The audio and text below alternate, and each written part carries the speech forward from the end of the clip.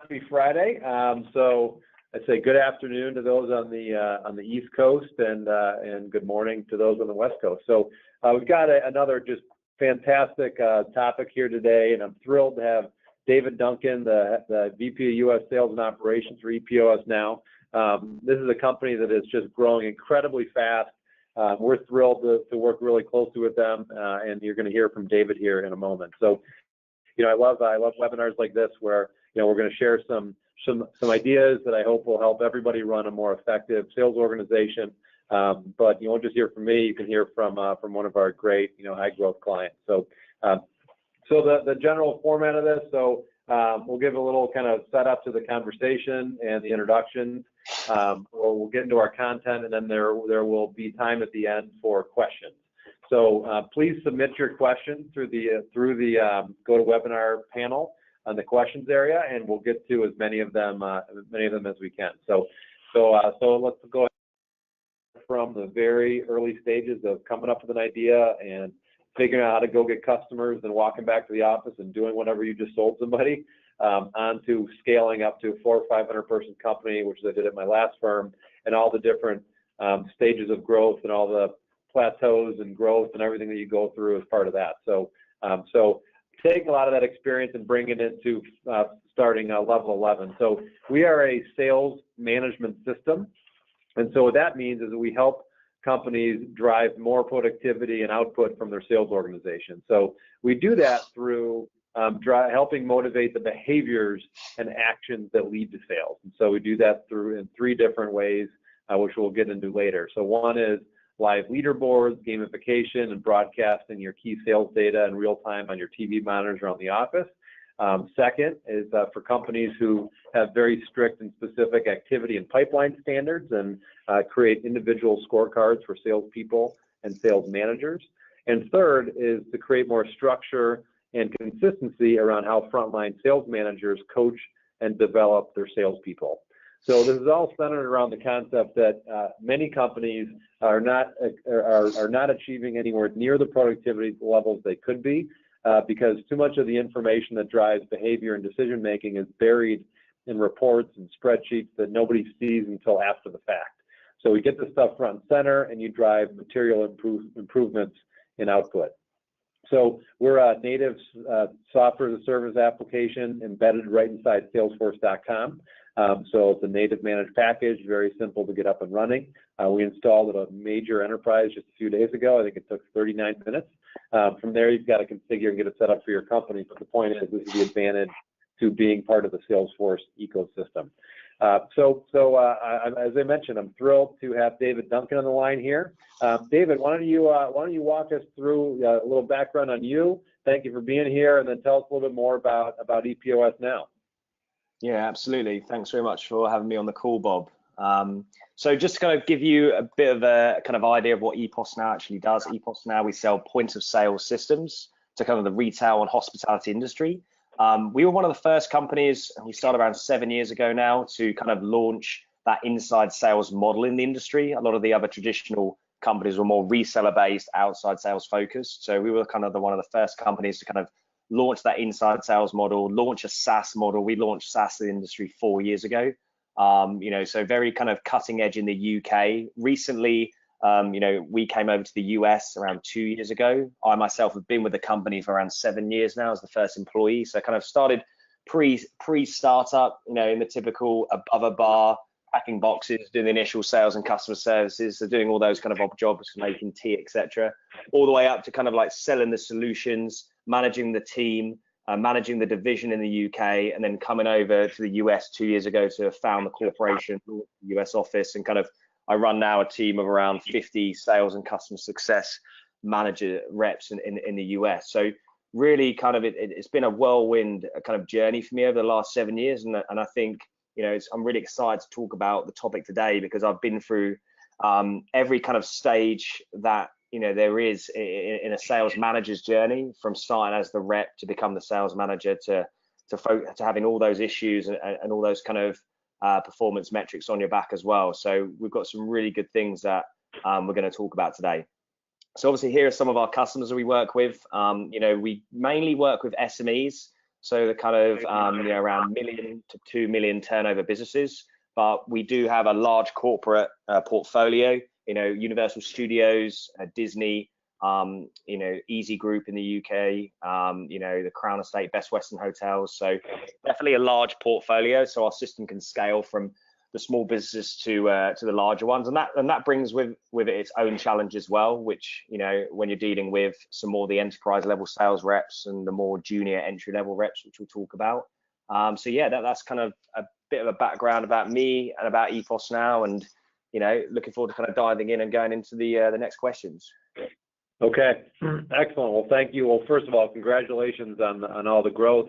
I know you feel like you're just getting started. You got a lot more to do, but accomplished quite a bit on the way to where you are today. So yeah. So in terms of the agenda, we're going to start with just at a high level, like why a transparent sales environment is so important.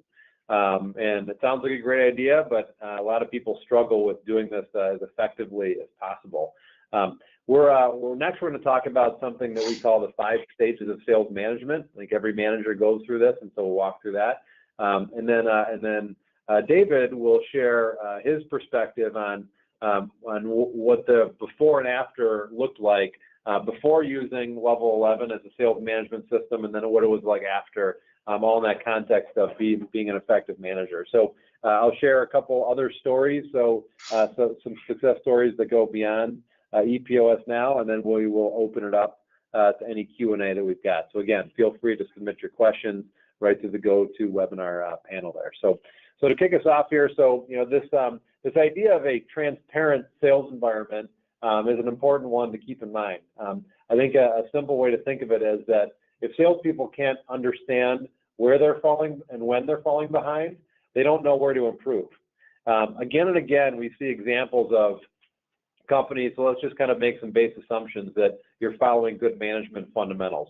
If you go back to some of the oldest business books in the world, and it's really simple. Define what you expect, help people know how they're doing, and coach and develop them to get better. These are very basic fundamentals to performing effectively. The problem that happens is that companies define those expectations and then report on them and discuss them with people after the fact. An excellent case in point would be, I expect someone to have a certain number of meetings or calls or whatever it might be, or close deals, and then talk about it at the end of the month. You pull out the report, you talk about it, and someone says, God, I was so busy all month long, I had no idea that I wasn't doing what I need to do. And so we face these things in our personal lives as well. A lot of times we know what we need to be doing to be healthier, to be happier, to have better relationships, but we get so busy in the whirlwind of our day that we don't do the basic fundamental things that we know absolutely need to happen. I almost think of the analogy. Imagine if in a basketball game, none of the players on the court knew the score until the end of the quarter or until the halftime, and then after the fact they'd find this out and say, yeah, you're behind by 4 points, so go fix it in the next quarter, and then we'll reconvene and tell you the score again at halftime. It wouldn't work, because seeing where you stand changes your behavior materially, and that just gets missed day in and day out at far too many businesses. So there's some really remarkable statistics that kind of support a lot of the things we're talking about and more. So first of all, this one is always alarming to people. I hear a lot of people laugh when they hear it because they know it's true, is that salespeople only spend about a third of their time actually selling. And so while everyone say, gosh, I think that should be 80% or 90%, whatever it might be, it's probably not too far off from reality, in the sense that the where you spend your time, like on calls, closing business, servicing new customers, onboard them effectively, that maybe adds up to 30 to 40% of their time. But if you think about how much you're spending on all those people and understand that only a portion of their time is actually spent on those selling activities, you better make sure they're focused on the things that matter. That's what's so crucial, because we all look across our floor and say, I see a lot of people that are busy, they seem passionate, they seem like they're interested and engaged, but what are they really doing? And are they really focusing their time on the things that are going to move the needle? Another one is that, these days, this middle statistic, there's so much data and technology that's allowing us to report on anything. Unfortunately, that means that we start reporting on everything. So companies get these sales metrics in front of them. You go to a sales rep and say, here's all this data. And people say, wow, that's really interesting. And then they turn around and they go back and do what they always do. Because the reality is the majority, 83%, according to Vantage Point's research, 83% of sales metrics that we look at are not actionable. And you must have actionable metrics, at least for your sellers and frontline managers, so they can look at a piece of data, a piece of information, and say, wow, that's interesting. I should change my behavior starting right now. That's what actionable means. The other part of it is how critical the frontline manager is. Think about for a lot of your organizations, the frontline manager is typically someone who is a highly successful seller, who is ambitious and wanted to evolve in their career, and congratulations, you became a sales manager. You become a sales manager, and all of a sudden, after about 30 days in, you realize, oh my gosh, all these people aren't like me. What was natural to me and the way that I sold is unnatural to everybody else. So now I see how becoming a good manager is, how do I help direct and focus people on the things that matter, help them be more successful and grow their careers? That's what management is about. However, 73% of sales managers have received little or no training on how to be a good coach. So that's what's really kind of key. So this kind of brought us into this concept of what if we can just put a little bit more of a framework around what a sales manager goes through and what those stages are. So the first stage that anyone goes through, and we tend to talk to companies about this, to say, think about your entire organization and think about where are you. So the first is the very initial or basic stage where, these are companies or managers who only talk about the sales numbers. It's all that matters. Just close the deal. Here's your quota. Go make it happen. And if it's not happening, then what they do is they pull out the carrots and sticks and they get mad at people and more meetings and more reports, whatever it might be. But they're paying no attention at all to the leading indicators. Just go get your number, and that's all I care about. Eventually, companies, if they want to scale, realize, well, I need to do more than that because that's not enough. Because I got to control and monitor and manage the behaviors that will lead to the results that we want. And so this is where companies start using the idea of motivation.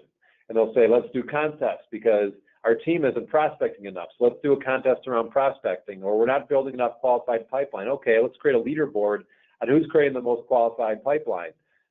Let's create spiffs around who can book the most demos, who can talk to the most VPs, whatever it might be. And those are wonderful, highly effective things that instantaneously you can see a result. Salespeople are really competitive. This kind of stuff absolutely works. But eventually you realize, well, I can't throw a spiff at everything. I can't just always light up a contest and it's going to change behavior and then it doesn't last, it doesn't sustain. And this is where managers move to the next stage that we call engage, where they clearly define what their sales process is, the steps that people go through.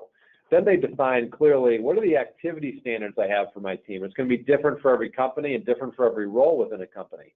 So if you're a sales development rep who's all about prospecting and finding appointments, finding opportunities, for them it might be really clearly defining, here's how many calls you need to make, here's how many conversations you need to have, here's how many discoveries you need to do, and here's how many opportunities I expect you to identify. If you're a salesperson, it's I expect you to always have, say, 4x quota in qualified pipeline that's open. And I expect you to have 35 conversations a week. And I expect you to get 10 proposals out every month, whatever it might be. The point is companies clearly define what's expected and then make the performance against those visible to everybody else. So, but then eventually they realize, well, I've made these standards known. I'm reporting on them and they're sitting in a spreadsheet or a Salesforce report somewhere. But if I'm not repeatedly talking about them with my sales reps and using them to guide coaching, I'm not getting the output that I want either.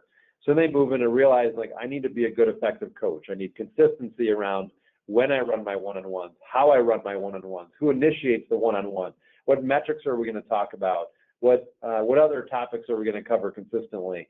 And that brings also a very defined onboarding process to bring new people on that you can do a lot faster. So ultimately, everyone's trying to get to stage 5 where you really are using this data, you have a lot of consistency, and you're able to really grow and scale in a much more efficient and productive way.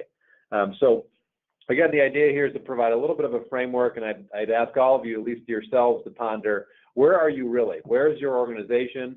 Where are you as a manager? And use this as a bit of a guide to say, you're not going to jump from a 1 to a 5 instantaneously. But you can move from a 1 to a 2. You can move from a 2 to a 3. To understand what those different stages are, progress yourself through them, and ultimately you get to where you want to be. So with that, I'd like to hand it over to David who, is somebody who has told me, Dave, you've told me, you've gone through all these stages, you've gone through them in your career, you're going through some of them in EPOS now.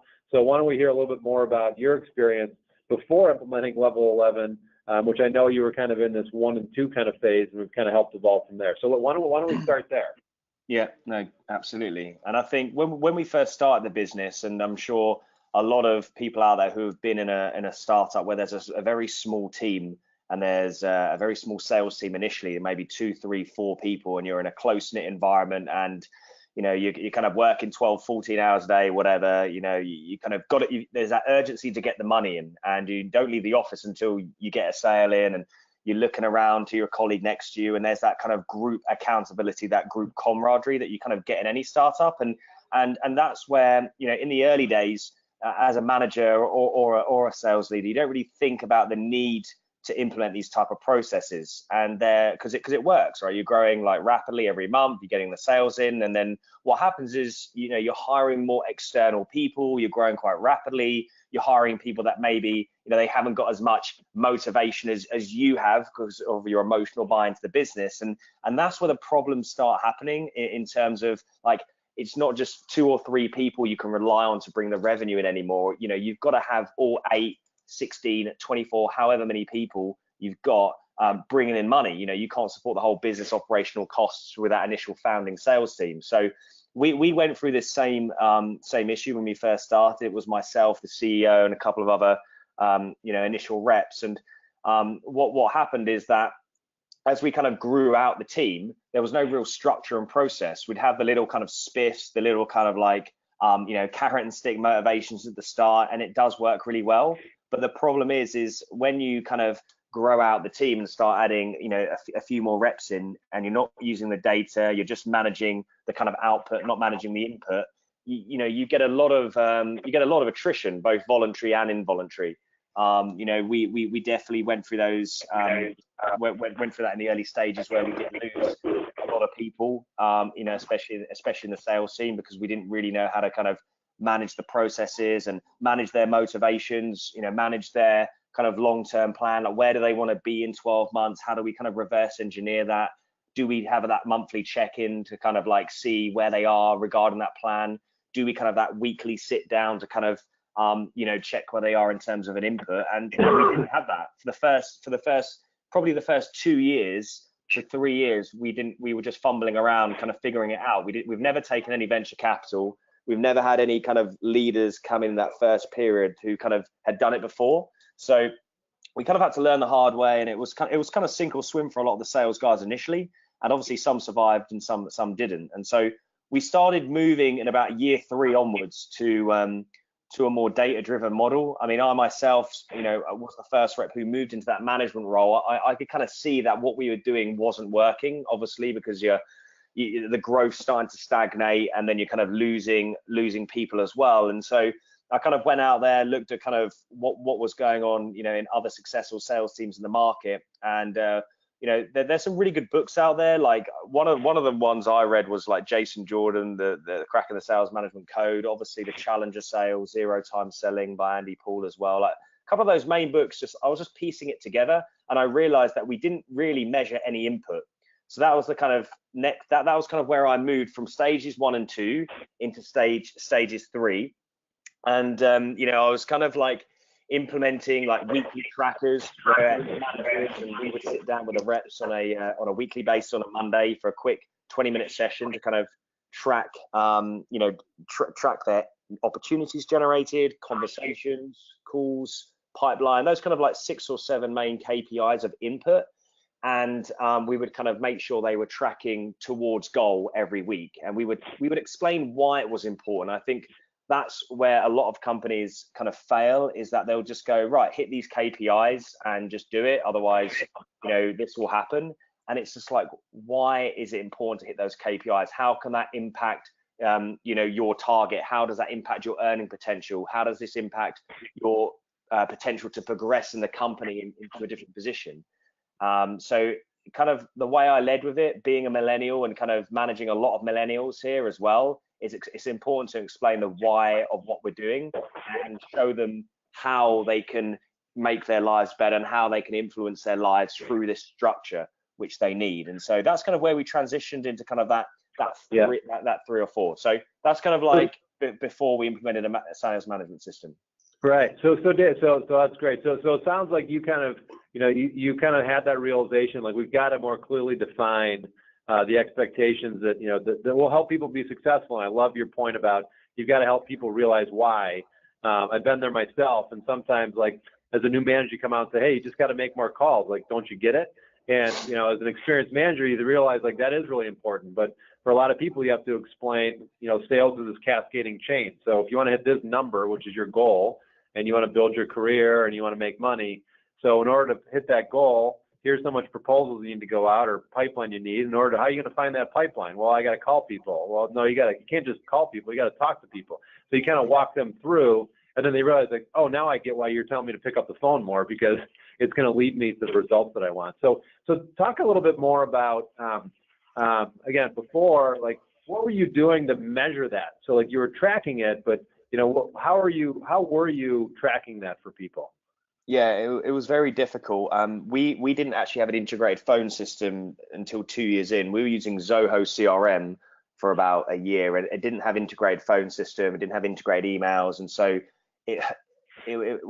some people were using their personal mobiles and kind of to call out. It was very kind of startup in the first 18 months, and so it was literally just tracking on an Excel spreadsheet. The number of calls people were making. You couldn't track conversations like I do now. You could track the number of leads, number of ops, and number of demos and proposals, and the amount of revenue. But that was kind of in the early days, that first 3 years before we moved over to Salesforce and level 11, obviously. So I was still doing that kind of management, that data-driven management, but it was just more difficult, and it was taking 4 or 5 hours a week to do the preparation for the following Monday's sit downs. And so I think that there is a step in the right direction. If you are a startup and you haven't got all the money to get Salesforce or integrated phone systems out there, like, you can still do this, and it will kind of require a bit of manual effort, but there's still kind of no excuse not to at least start doing this if you even if you have no money, because it's like you said, Bob, at the end of the day, who cares how many calls you've done? Like, how many conversations have you done? How many demos have you booked in? How many demos have you done? Like, I think traditional sales teams who are moving away from the, like, well, what are you on revenue wise, the kind of input, are still focusing on very kind of top level stats like calls and talk time or whatever, and you have to go one level deeper to work out, like, how many calls to get a connect, to get a conversation, how many calls does it take to get a demo booked in. Like, let's focus on results at the end of the day. Like, okay, great, you've done 150 calls, but what results have you really got from that?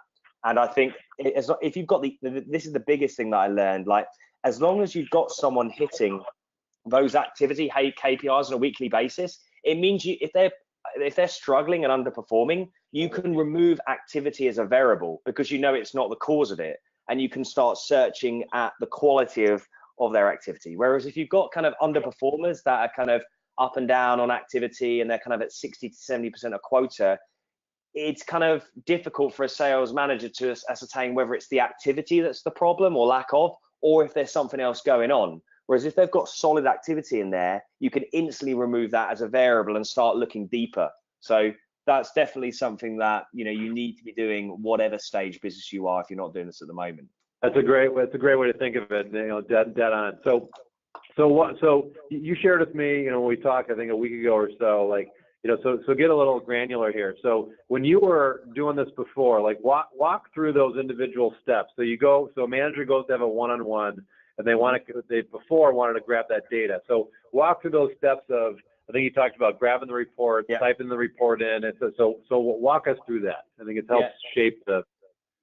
Yeah, so obviously I'm assuming most people on this call will have some kind of CRM, whether that's Zoho, Salesforce, whatever. So the data is going to be there somewhere. Like most people, you're going to have a number of calls in the system. You're going to have a number of opportunities, whether it's all automated or not through the processes. So I'd have to go into my Salesforce and find that data from probably like 2 or 3 different widgets, and then copy and paste it, which is hassle, especially from Salesforce because it always links, into like an Excel spreadsheet, and do that for, I've got 16 sales reps out here at the moment and 16 CSM reps as well as managers. And so, it's just hassle. It honestly takes, 3 or 4 hours a week to do that.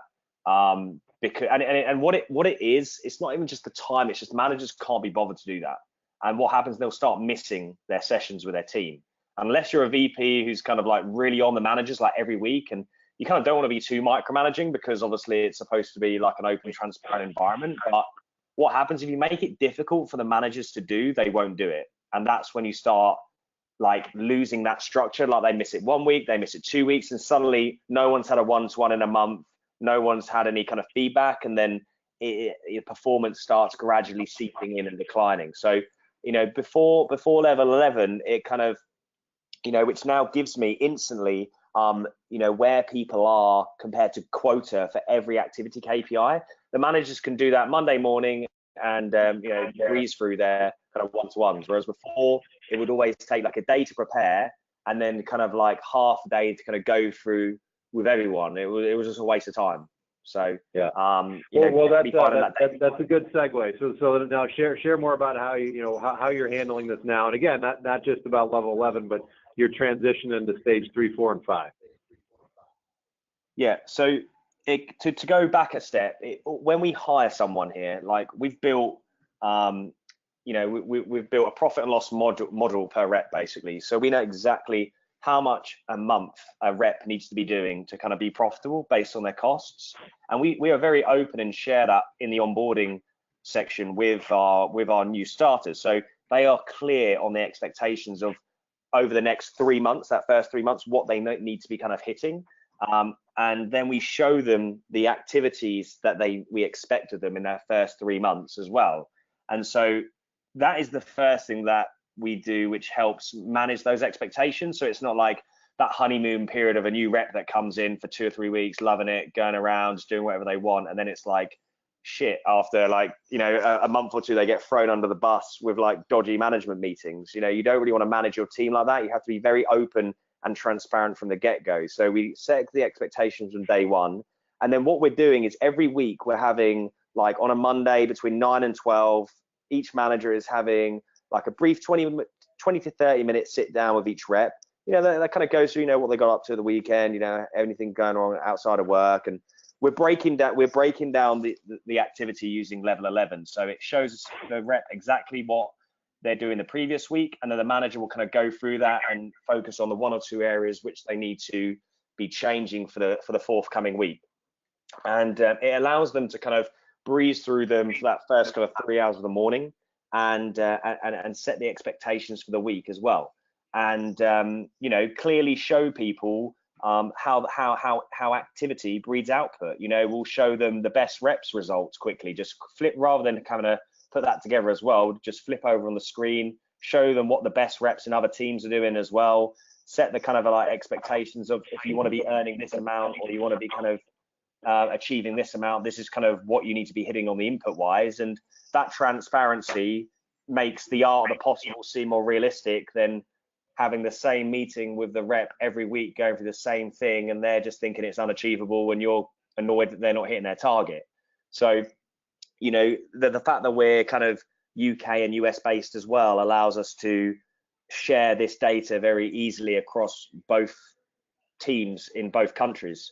And it just constantly means that you can always push that rep to do more than what they're doing at the moment. And then if they're not doing it, then there needs to be a kind of procedure if they're repeatedly not kind of following what you're setting as targets, which we kind of handle internally through performance improvement plans. But that's kind of where you're getting them engaged, and then the coaching sessions lead off of that. So once the reps will have a sit down with the manager on that Monday, they then get a coaching session booked into their calendar, like for later on in that week, discussing the area that they're weakest on. And I try and get the manager to kind of focus on 1 or 2 coaching session themes per week, so then don't have to kind of go from closing to booking demos to closing demos to like qualification, whatever, all over the shop. So we kind of structure our coaching by the week. So everyone kind of gets a 1-to-1 session. Like week 1 might be discovery, booking the demo. Week 2 might be finishing the demo. Week 3 might be objection handling. Week 4 will be closing, for example. And then every rep gets their one-to-one coaching session and as well as a group session throughout that week. So that's kind of like on section 4. In terms of 5, how you get to 5 is going a step further, because when you grow the team to beyond, like I said, a handful of reps, you know, they come in, sometimes they worry more about their lunch break than their target. And it's kind of like, how do you get everyone aligned to grow? We grow 10-15% every month as an organically funded company. And so to do that, everyone needs to be aligned towards the whole company goal, especially with 50 people now. You need to break down that goal. And why do we need to achieve that goal? Like, what happens when we hit those growth targets? You know, what benefits are we bringing into the company? What are we looking at restructuring and changing? Like, how does it kind of impact them? So everyone's kind of aligned towards the same goal. And what we then use is level 11 to reinforce that goal on a daily basis, an hourly basis, because throughout the TVs on the office, they can see, for example, if the target is send over X amount of merchant leads to a partner or generate X amount of pipeline, they can see throughout the office across the 10 TVs, like, this is where we're at towards goal as a company. And this is what happens when we hit that target. So everyone's totally aligned, from the customer success team, who are also revenue generative, to also the sales team. It's kind of hitting that goal because there's a why behind it, and it's constantly reinforced through the technology. So I think most companies, and we've been through all stages, and we kind of were plodding around the kind of 3 and 4.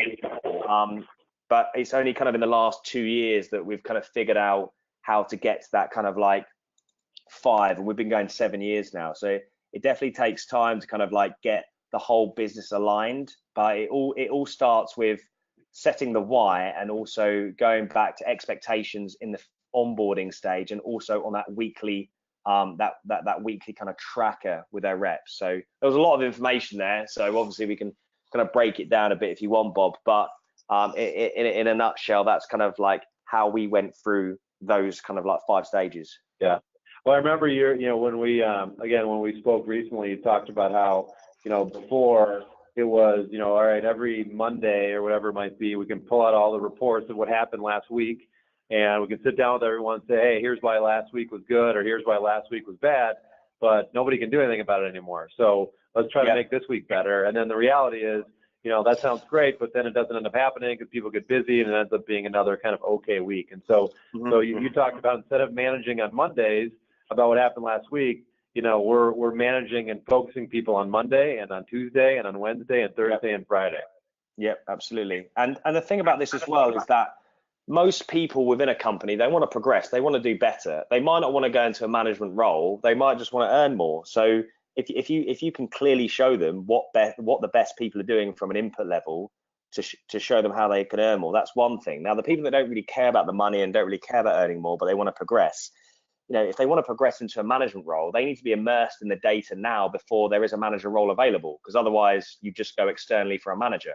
Whereas if they're showing the right traits and immersing themselves in the data and understanding that, then they've got the product knowledge, they've got the culture knowledge, and they're kind of getting the data knowledge as well. So that person is going to be ripe for that kind of like management role internally. And that's why we do promote a lot from internally. We hardly ever promote externally for those kind of mid-level manager roles, because it takes a long time, as I'm sure in any SaaS company, to learn the product, to learn the respect of the team, to kind of learn the culture. But there's no way I would take a risk of promoting someone who wasn't data driven. Whereas if you can have that conversation with reps who show that interest in becoming a manager, to say, well, if you become a manager, you need to be immersed in the data and kind of learn how to measure it yourself, and they're kind of self-managing themselves, then it just means that it's not like the manager has to have a weekly check-in to kind of tell them what they hit last week and they didn't know they were hitting it. They can see it clearly from within their sales force what they're on in the moment. Just like you were saying with your basketball game analogy, it's now kind of like you push it back on the rep to kind of self-develop and immerse themselves in the data if they want that progression in the future. So that's why it's so important to live in the moment and have the reps understand the why they measure the data and what those KPIs mean on an hourly, daily basis, because it's going to impact them if they want to progress in the company.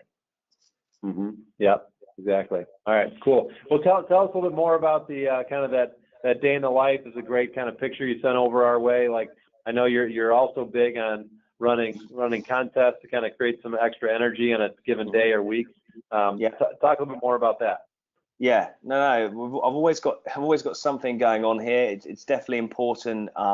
In any, I mean, it's in that kind of inbound call environment, and a lot of kind of companies are doing this now, where they're kind of moving a lot of their outside sales reps into that kind of close knit, like open plan floor benching system environment, and it's great. You know, our office is lovely. It's on the 20th floor of the Chase Plaza, downtown Orlando, one of the best offices. But still, even with the best office, and I've worked in shoddy offices all the way from a small 500 square foot above a bar office to, like, you know, kind of like a townhouse office, whatever. Like, this is a great office, but it doesn't solve all the problems of that kind of you know, the staff and culture and energy. And so it's important on a daily and weekly basis to have a positive vibe and an energetic culture. Like, if you walked in our office at any point, whether it's closing week or week one, like, there's going to be people standing up, walking around on the phones, the TV's going off. And so what I try to have all the time it's energy. There's no silent sales floor here. It's kind of, there's an incentive running on a weekly basis every week. It won't be this particular one you see here where you can win a drone and win a pair of Bose headphones, but it will be something where it could be a team one where we kind of take the team out for a meal after work on a Friday and a few drinks. It could be money, it could be vouchers, it could be prizes, whatever. It's important to kind of mix it up. You know, I do loads of things where I might build a tennis court in the office, or build a golf course, a mini golf course, or bring a football net in, like whatever. Like, every kind of week it's getting mixed up, because it can get it can get mundane after a while. Like, you're hitting the phones, like making 150 calls, some of these guys, you know, you need to make sure there's something going on as well, to keep the kind of atmosphere and the energy vibrant. So it's definitely important to kind of do things like this regularly, and it does take time to think about this kind of stuff. And every Wednesday we do a game day, which means we do different games in the morning at 9 a.m. for the whole sales team, which get quite funny. Just get some ideas off YouTube. But, you know, after that kind of game in the morning on a Wednesday, you know, you're straight on calls. Most of it is either calling or emailing or demoing for these guys. They're either calling to get hold of people, you know, qualifying them for a demo, doing a demo, or closing them. So it's a very easy sales cycle across like a 7-day period, where you're kind of qualifying, doing a demo, and closing. So it's important to build in some fun and energy into that routine. And so I think, you know, we've nailed that pretty well. Like, in the early days, like I said, in stage one, you're kind of doing one spiff every so often, or, you know, chucking a bit of money around or whatever. But, you know, this has become a lot more structured, where we're involving the customer service team in the incentives. It's not just based on revenue. Like, this one here was based on revenue, but I'll do incentives based around demos completed, or number of leads sent to partners, which is a big part of our corporate strategy.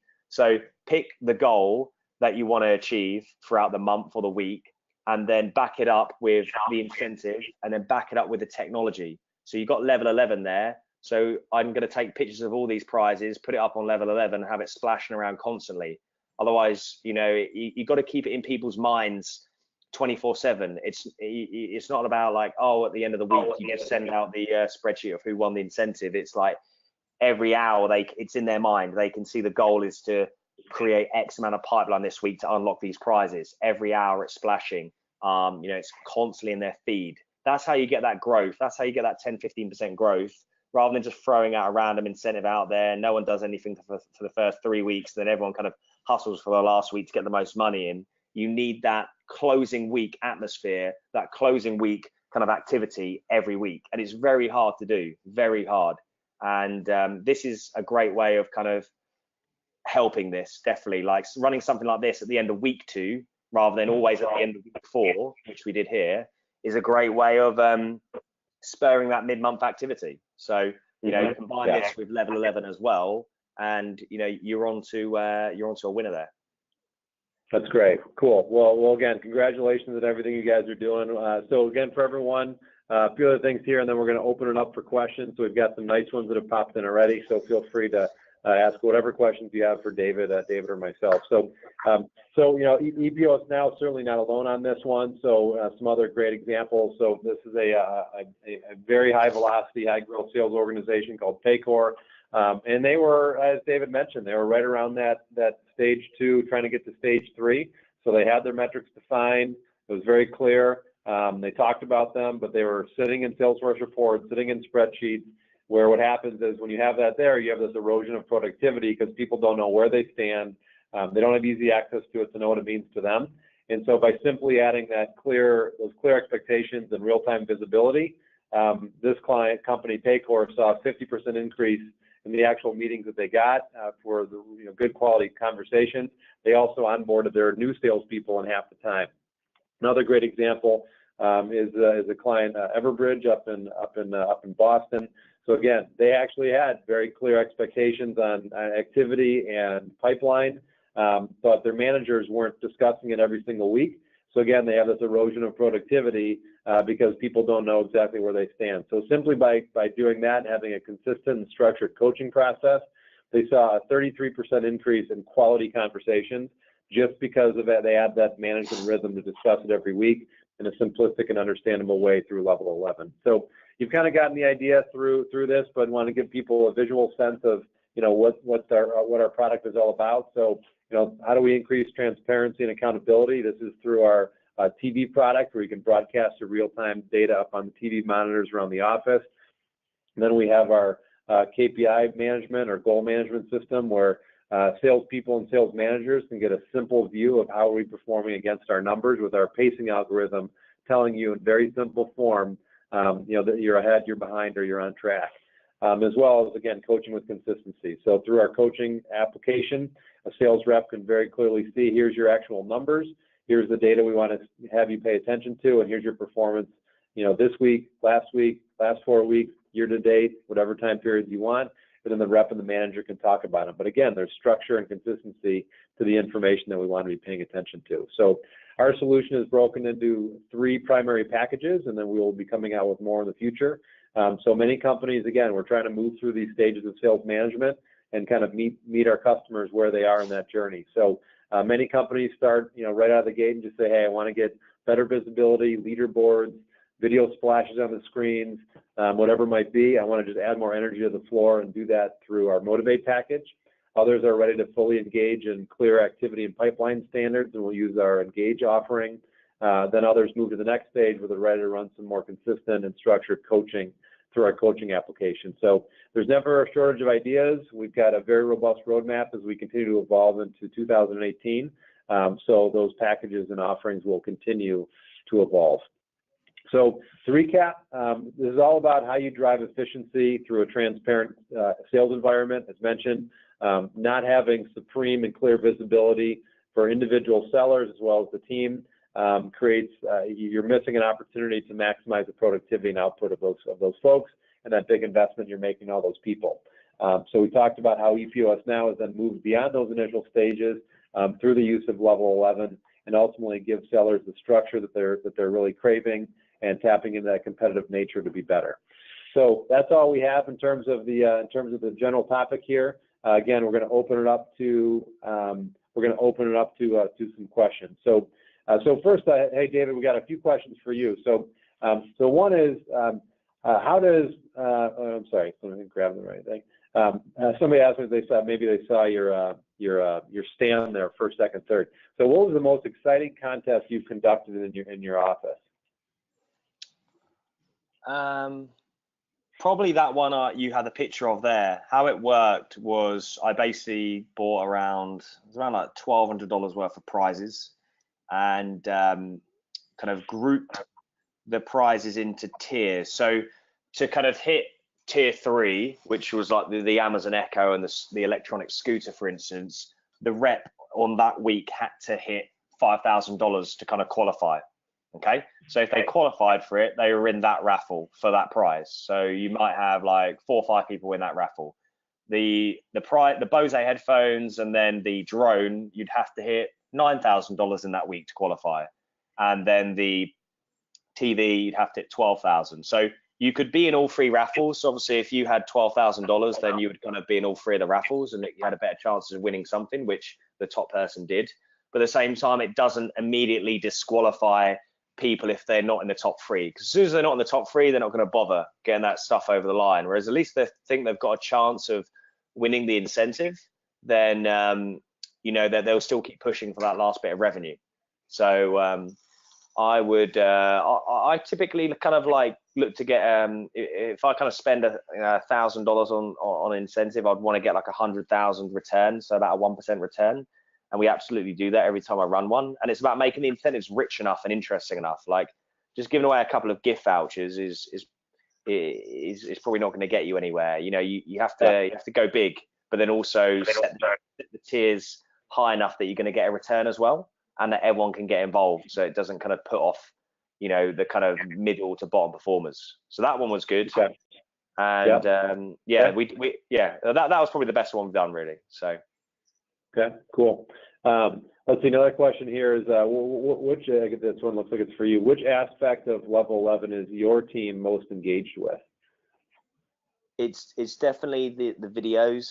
I know it sounds ridiculous, but when they get a deal in, their favorite video goes across 10 screens across the entire company, and there's a sense of pride and a sense of they're trying to be funny in some of these videos as well. They want to be seen, they want to be noticed. So they're changing them after every sale, not even every day. Some of these guys are getting 3 or 4 sales in a day. So that's definitely the most exciting aspect for them, and being able to see in Salesforce where they are towards goal on a daily basis as well. So those are kind of the two main things that they really like. Yeah, you've got it. It ends up being, so yeah, for your sales environment, I'm not surprised about that. I mean, that makes a lot of sense. I can tell. So to the maybe the core of the question that someone was asking is, so for an environment like David, that the TV and the videos are really important to their culture. I can tell you other companies where it's maybe a different type of culture. We've heard people just say it's less about the TVs, and that's helpful, but it's more about the pacing. So like I can see specifically what's expected of me. Am I on pace, behind pace?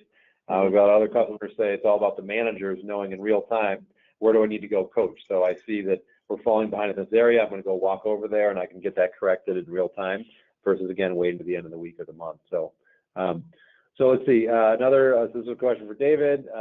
How does level 11 work compared to anything else you've used in the past?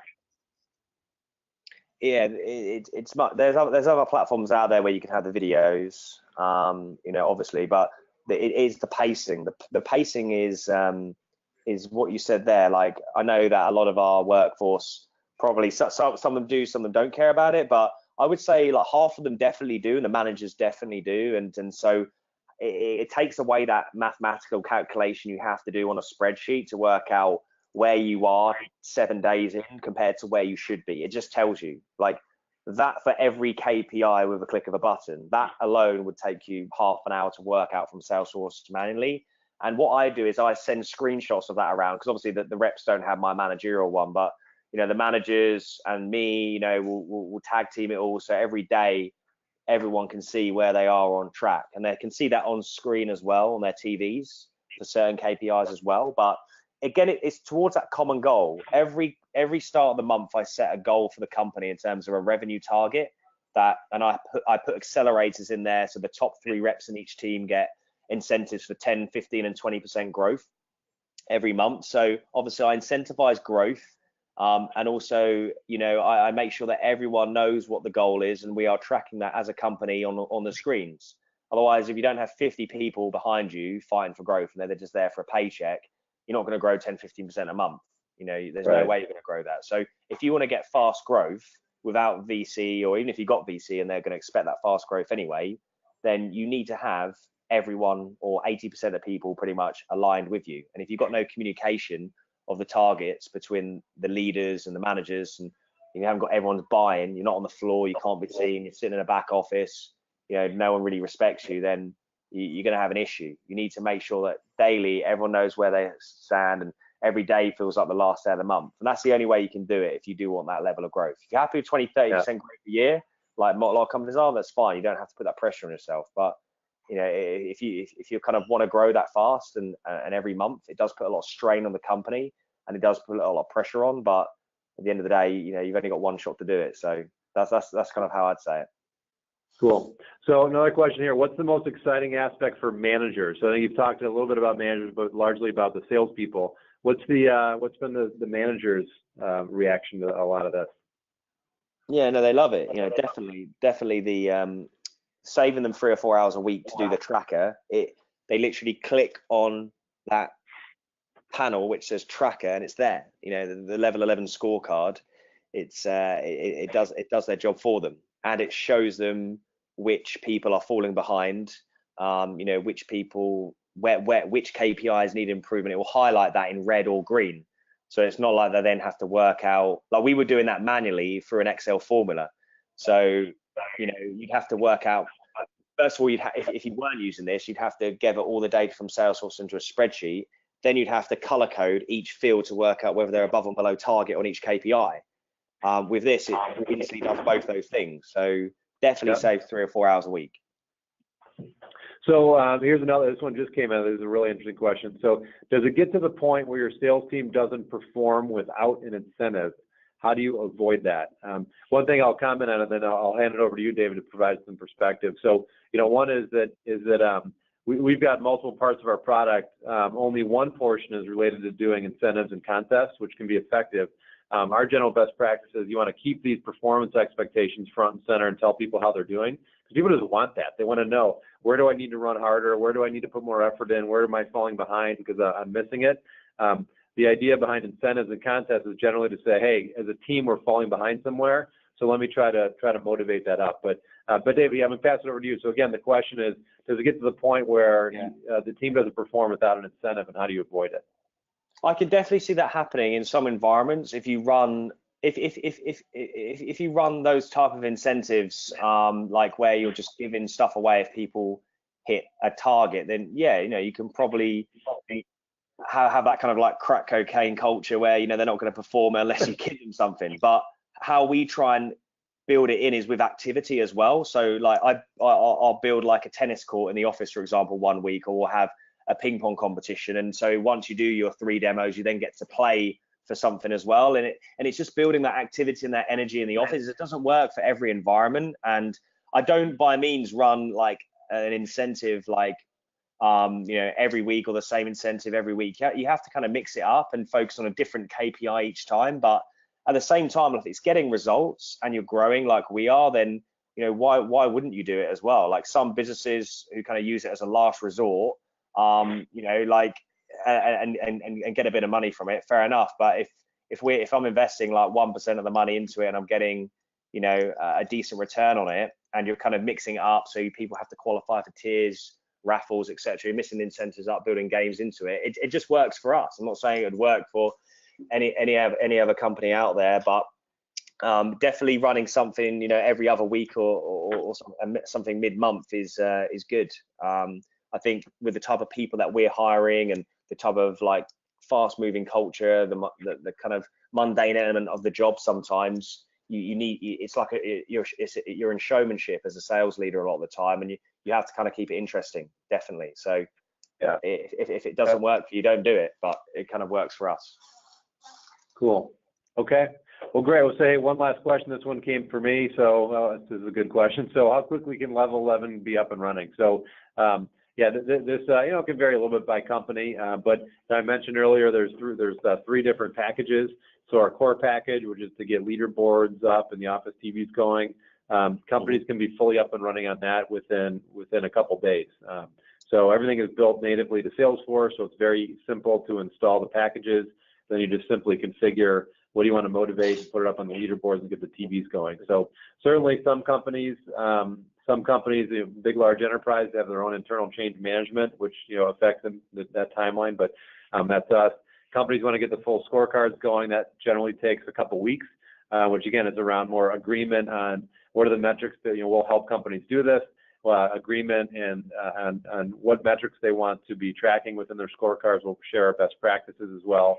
And then kind of just the implementation the training side of it. So again, generally companies are fully live and up and running anywhere from a day to 2 for the basic Motivate package, and then those who are the full-blown coaching or engage in coaching, might take anywhere from 2 weeks to 6 weeks, depending on the company size and again their own internal change management. So that's all we have for today. Oh, I'm sorry. One other question just came in. If anyone wants to hang around, let's see, David. So in your experience, is it better to have daily and weekly contests and spiffs, or have a tier structure within their comp plan? We have a tiered structure in our comp plan. We do have a tiered structure already, where like the more they bring in, the percentage goes up, and they can actually increase their base salary through their comp plan as well if they hit targets over a quarter. And obviously, if you email me, I can kind of give you a bit more insight on that if you want to know, more about our comp plan. I wouldn't build in an incentive or a spiff into their comp plan, and to be fair, like daily spiffs don't really work. I found that they just don't really work as well. Apart from there was one that really worked where I got one rep from sales team one rep from sales team 2, and partnered each rep up from different teams, and then the team with the most demos or the team with the most sales at the end of the day, they got some money. It does work actually when you team up 2 people in one, but most contests our run will be weekly, and they'll be kind of raffled and tiered, so it gives everyone the best chance of winning something, rather than like one person steaming ahead and then everyone giving up 2 days in. So those are the kind of like best incentives I've found. And just to kind of add to the level 11 implementation as well. So what I really liked about that, Bob, is that your implementation team actually reaches out to us and forces us to kind of like get our heads going, because there's a lot of people involved. There were like the Salesforce admins, the sales leaders. There's like 6 or 7 key leaders involved, and the way that your team reached out and constantly kind of forced us to kind of get on calls and get on meetings, was very helpful in kind of getting this live quicker than maybe, oh, now you've bought, just call option 2 if you need something. So definitely was very helpful in that process. That's great. Thank you. I appreciate the comment. So, okay, well, David, thank you again for your time. Thank you again for your thoughts and suggestions here. I trust that was very helpful to folks out there and brought some ideas on how you can be driving even more performance out of your sales organization. So, thanks everybody for the time. Enjoy the rest of the day and finish strong here in December. Have a great day.